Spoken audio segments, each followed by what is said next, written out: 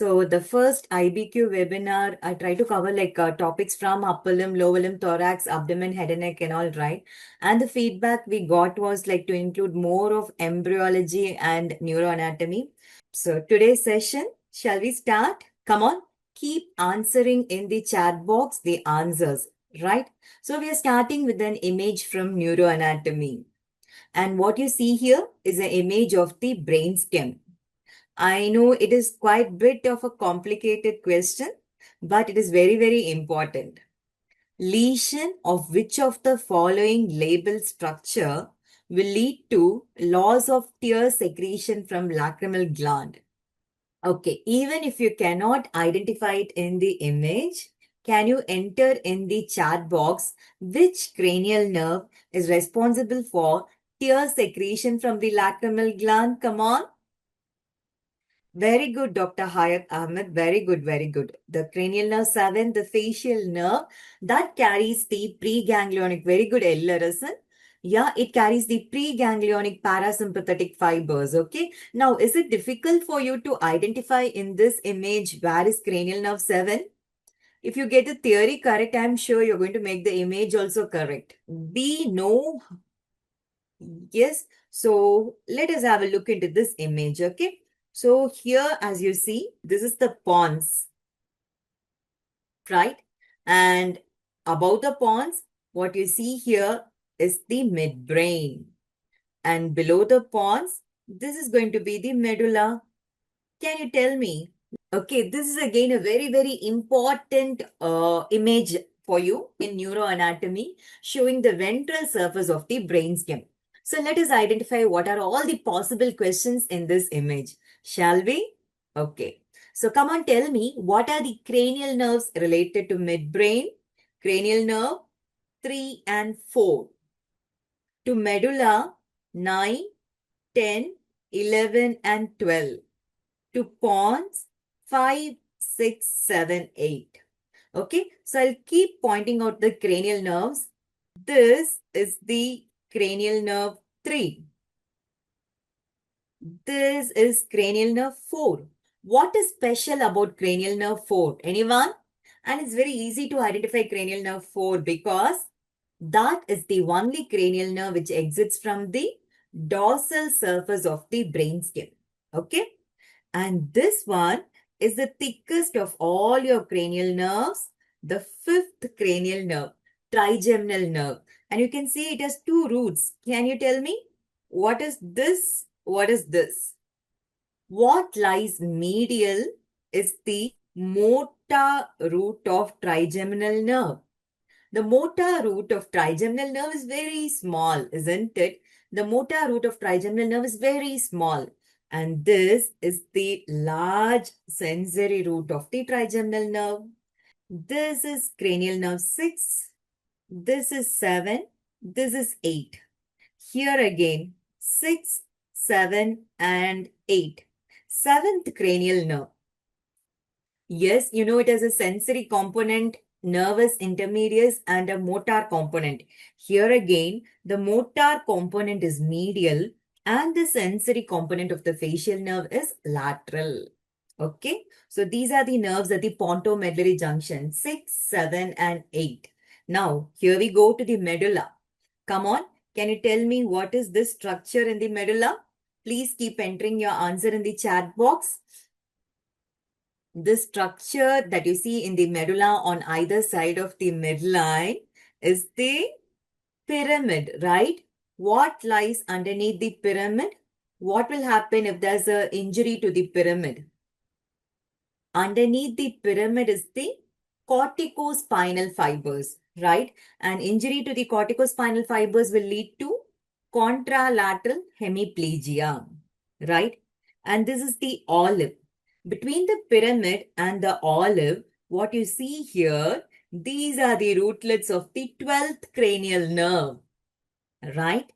And here, behind the olive, this is cranial nerve 9, this is 10, and this is 11. Is that fine? So, over the ventral surface of the brainstem, yes, you can identify the midbrain, the pons, and the medulla, the cranial nerves related to midbrain, pons, and medulla. Okay. Can you tell me what is the structure you see here? Part of hypothalamus. What is it? In the interpeduncular fossa. Come on. Keep entering the answers. Those structures are the... Yes, come on. Mammillary body, right? Excellent, excellent, Ahmed. That's the mammillary body. And this is the, yeah, tuber cinereum. This is the, yeah, infundibulum, the pituitary stalk. This is your optic tract. Now, coming back to the question. Okay. So, undoubtedly, the tear secretion is under the control of seventh nerve. Okay. Can you tell me which branch of the seventh nerve is concerned with tear secretion? Which branch of the seventh nerve is concerned with tear secretion? Its very first branch. As soon as it enters the inner ear from the geniculate ganglia, it gives one branch. Yes, what is it? This is also very, very important. The greater petrosal nerve. Okay? Yeah. So loss of tear secretion is not a feature of Bell's palsy. Injury to the seventh nerve, okay? Yeah. Uh, distal to the geniculate ganglia. Yeah, when there's a lesion of the geniculate ganglia, when there's lesion of the greater petrosal nerve, that is loss of tear secretion. Okay? Proximal to the geniculate ganglia. So seventh nerve injury at different levels, it is important. Okay. Now let us move on to the second question. Come on, tell me. Can you identify what is this muscle? And please remember in your NEET PG or INICT, most of the questions, okay, at least 4 questions, 3 to 4 questions is going to come from upper limb related to nerve injuries or identification of the muscle. So what is this muscle you see here? You're able to see the video. Is there any lag in the screen? Please enter in the chat box. What is this muscle? Dr. Pradeep, can you tell me what is the name of this muscle? The name of this muscle is, come on, it's seen over here. Yes, this is the dorsal interossei. The dorsal interossei muscle. Okay, now can you tell me the nerve supply of this muscle? Come on. What is the nerve supply of the dorsal interossei muscle? Guys, come on. Nerve supply, Ahmed. What is the nerve supply of the dorsal interossei muscle? All the interossei. All the interossei are innervated by the ulnar nerve. Okay. Last time, do you remember we saw about the name of the thenar muscles, the hypothenar muscles? We learned about the lumbricals, right? First, second, third, fourth lumbrical. The adductor pollicis here. We saw the palmar interossei. Remember? We saw the palmar interossei. And this is the dorsal interossei. The nerve supply of the palmar interossei and the dorsal interossei is the ulnar nerve, the deep branch of ulnar nerve. From the options, now can you choose the right answer? Which of the muscle in the option is innervated by ulnar nerve? Come on. Yeah, that is an easy answer, right? If you could figure out, okay? So the flexa carpi ulnaris. What is the nerve supply of flexa digitorum superficialis? Median nerve. Pronator quadratus, median nerve.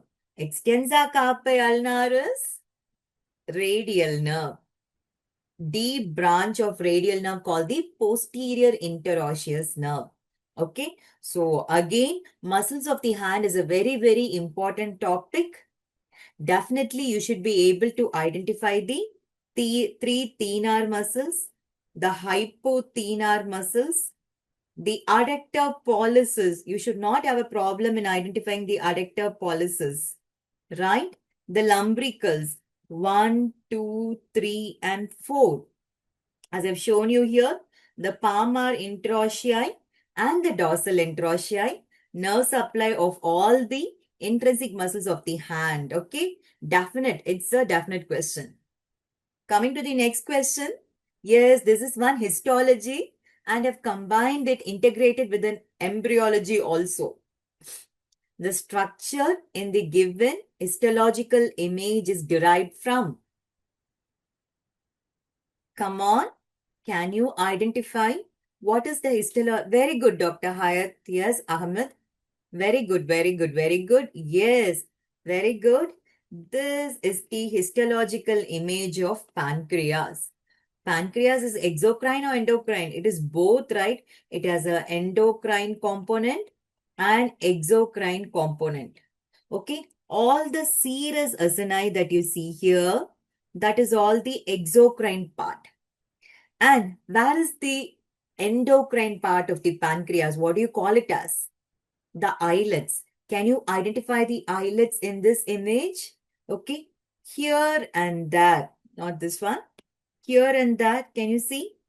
Yes, pale areas, okay, with the cells here. So the cells of the exocrine part, they are arranged as acini, right? Whereas the cells that contribute to the endocrine part, they are arranged as clumps and they appear paler scattered. So this is typically a histological image of the pancreas, which they've asked frequently over the previous years. Now, can you give me the correct option for this question?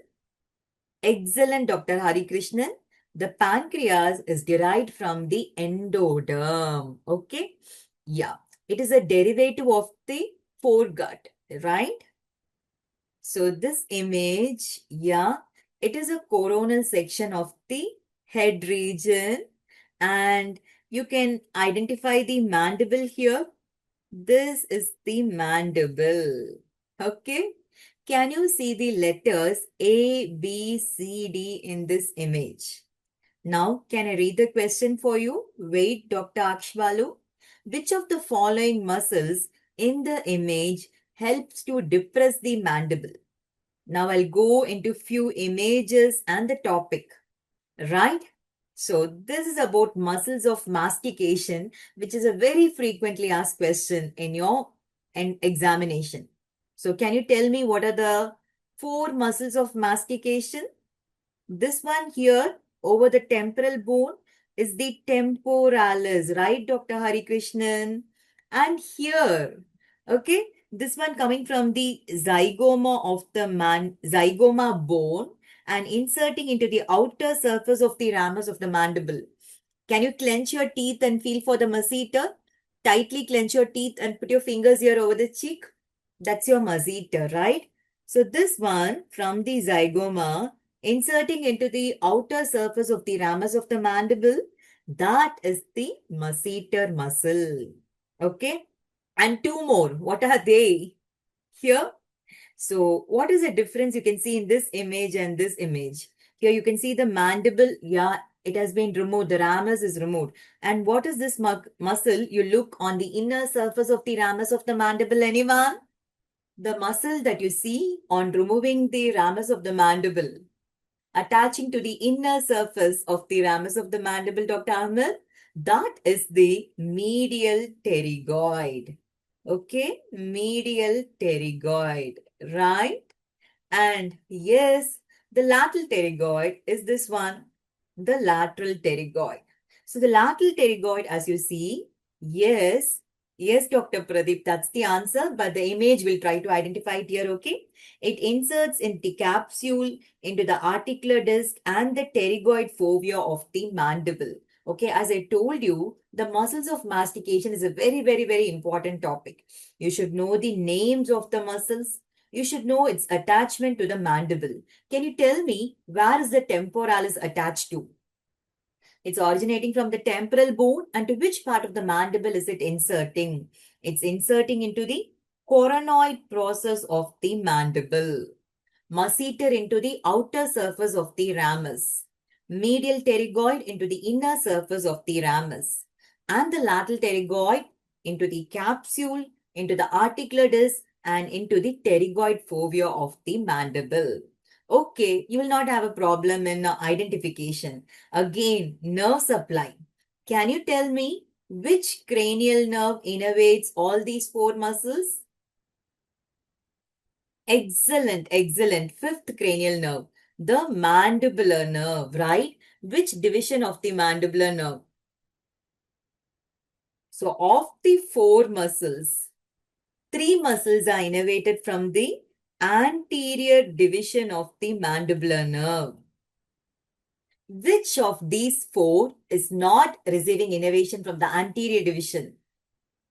The medial pterygoid is innervated from the trunk of the mandibular nerve. The nerve to medial pterygoid, okay, it arises from the trunk. It passes through the otic ganglia and goes ahead to innervate the tensa palatini, muscle of the soft palate, and tensa tympani, the muscle of the middle ear. Okay, this point is important. Now, of the four muscles, okay, all of them are going to elevate your mandible. The only one that can depress your mandible, lower down the mandible, and open your mouth is the lateral pterygoid. Yes, doctor, it's a very, very frequently asked question. Okay, as a case scenario, a student post lunch session yawns during the lecture and then cannot close the mouth. What is the muscle that has undergone spasm? The lateral pterygoid. Okay, and the temporalis is a powerful retractor of the mandible, which can pull the mandible back, retract it. Masseter is a powerful protractor and it can elevate the mandible. The pterygoid side to side movement. Okay, and yes, medial pterygoid and lateral pterygoid. Where do they come from? Where do they originate from? So here, as you see, this is the medial pterygoid plate, the lateral pterygoid plate. Please remember, the medial pterygoid and lateral pterygoid arises from lateral pterygoid plate. Okay? The medial pterygoid arises from the medial surface of the lateral pterygoid plate, and the lateral pterygoid arises from the lateral surface of the lateral pterygoid plate. Now, I'll take you back to this question. Yes, we haven't got the answer yet. Come on, give me. Which of the following muscles in the image helps to depress the mandible? A, B, C, D. Can I help you to identify these muscles? Very easy. So here, what is marked in green color is the mandible. Come on, tell me. What is the muscle that sits on the outer surface of the ramus of mandible? A is masseter, isn't it? Very good, Dr. Hari Krishnan. Very good. What comes from above to insert into the coronoid process of mandible? The temporalis. B is temporalis. Very good, Dr. Hari. Right?